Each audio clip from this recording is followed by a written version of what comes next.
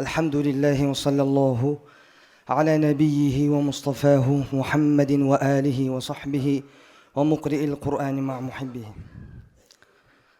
Ушул жерде отурган көпчүлүгүбүз жүрөгүбүздө бир чоң арман бар. Ал кайсыл арман? Куранды үйрөнүп, жаттап кетсем дегенчи. Ошол Куранды үйрөнүштүн, жатташтын жеңил жолуна жеткирүүчү 3 амал бар. 3 негизде менет кылсак, иншалла, Аллах Тааласы менен бизге Куранды жаттагандагы, түшүнгөндөгү, ар дайым окуп жүргөнгө да Аллах Таала мүмкүнчүлүк берет. Биринчиси, Куран жаттап жатканда Курандын азаматын жүрөгүбүзгө алып келиш керекпиз. Мен кайсыл китепти окуп жатам? Сиз жөнөкөй китеп окуган жоксуз. Сиз бир адам жазган китепти окуган жоксуз. Сиз бүткүл алам жараткан, күчтүү, кудуреттүү, кемчиликтен таза, сиз менен биз жоктон бар кылган улуу Аллахтын китебин окуп жатасыз. Эгерде таразанын бир табагына дүйнөдө баардык китепти коюңуз. Мейли ал дини, дүйнөлүк болсун, айырмасы жок. Таразанын экинчи табагына Курандын өзүн эмес, бир сүрөсүн дагы эмес, аятын дагы эмес, Курандагы бир тамга, алиф лам ро. Мына ушул сөздү, ушул тамганы таразанын экинчи табагына койсоңуз, анда бул тамгалар, бул сөз таразанын экинчи табагында турган миллиардтан китепти басып кетет. Билесизби эмне үчүн?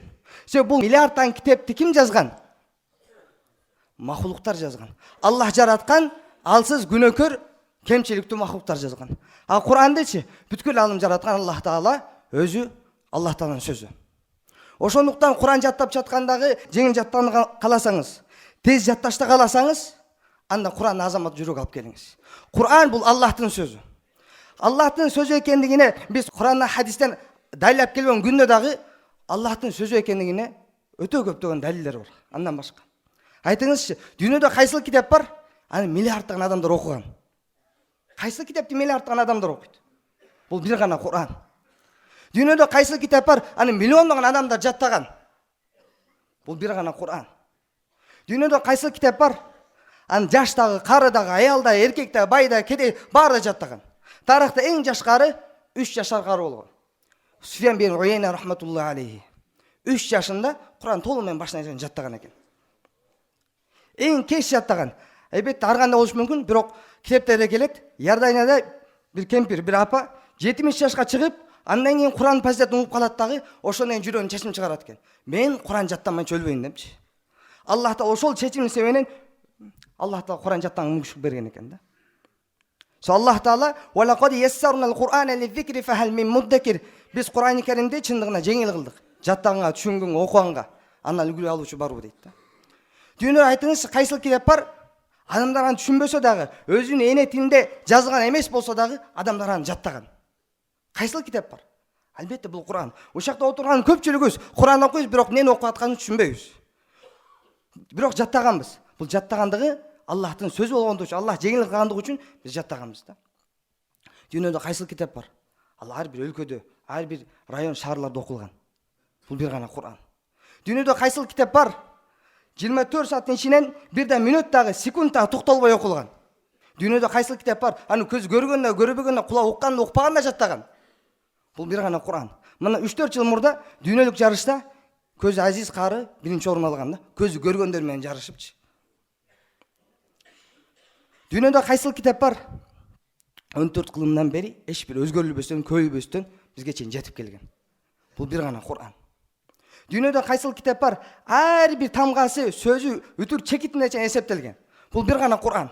Кур'ани Керим 114 сүрөдөн турат, 30 парадан турат, 604 беттен турат, 6236 аяттан турат, 77437 сөздөн турат, 323671 тамгадан турат. Жана 105682 чекиттен турат.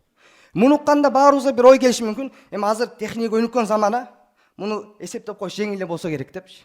Жок тугандар, муну мындан 500 жыл, 700 жыл мурдагы алымдар Куранды ачып, ар бир тамгалап эсептеп чыккан.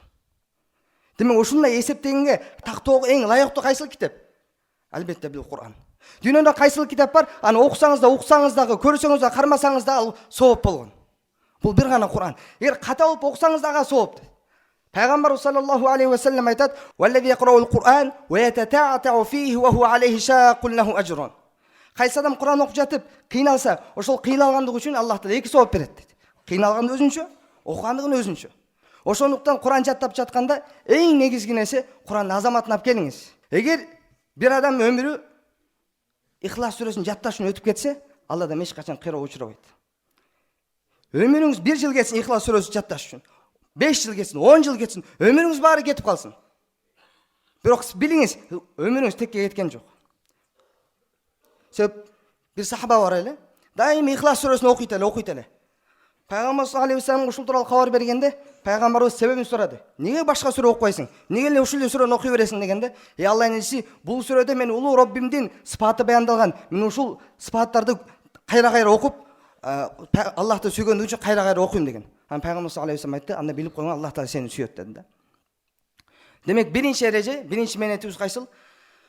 Курандын фазилети тууралуу көп айтабыз, ана ошо жүрөктөн якын кылат экенбиз. Мен жөнөкөй китеп окуган жокмун депчи. Мурда заманада бир аксакал базарга бир бука алганы баратат.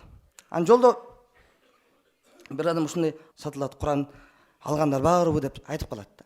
Аксакал угуп калып, аябай ушул Аллахтын китеби, бул өтө улуу китеп, эмне кылсам экен деп. Анан баасын сураса, баасы аябай кымбат экен. Же буканы алыш керек, же китепти алыш керек болуп калат. Аксакал эми мен Аллахтын китебин алайын. Ушул китепте береке болот. Ушул китепти жок дегенде окубасак да үйгө алып барып биз кармап турайлы деп, үйүнө көтөрүп алып келет экен да. Үйүнө көтөрүп алып келип кеч кирет. Анан аксакал бул мен уктум элем, киниктен ыдый түшүрбөш керек, жерге койбош керек деп уктум элем. Эмне кылабыз деп үй менен кеңешип, үйлөр менен кеңешип, түнү бою көтөрүп чыгайлы, кезектешип. Түндү 4кө бөлөт дагы, биринчи бөлүгүндө өзү туруп көтөрөт. Экинчи бөлүгүн жеткенде аялын кемперин тургузат, үчүнчүсүндө кызы, төртүнчүсүндө баласы туруп, кыскасы түнү бою көтөрүп чыгат. Бирок ар бир уктап турган сайын Аллах таала Куран Керим башына чейин жат кылып койгон дейт да. Ошондуктан мен биздин Куран жаттоону кааласак, эң биринчи Куран бул улуу Аллахтын китеби, ошо окуганга Аллах мүмкүнчүлүк берип атканга Аллах таала көп мактап айтат экенбиз да. Экинчи биз кыла турган ишибиз эми аракет кылабыз. Кантип аракет кылабыз? Жаттанга аракет кылыңыз. Аллах таала бир эмес 4 жолу Куран Керим жатташ жеңил деп Аллах таала симен бизге кабар берген. Күнүнө бир катардан жаттасаңыз, 24 жылда Куран бүтөт экенсиз. Күндө бир катардан жаттасаңыз, негизи Куран бетинде адатта 15 катардан турат. Бир эле катардан жаттаңыз. Бир катарга 10 мүнөт, 15 мүнөт, көп болсо жарым саат, мейли 1 саат кетсин.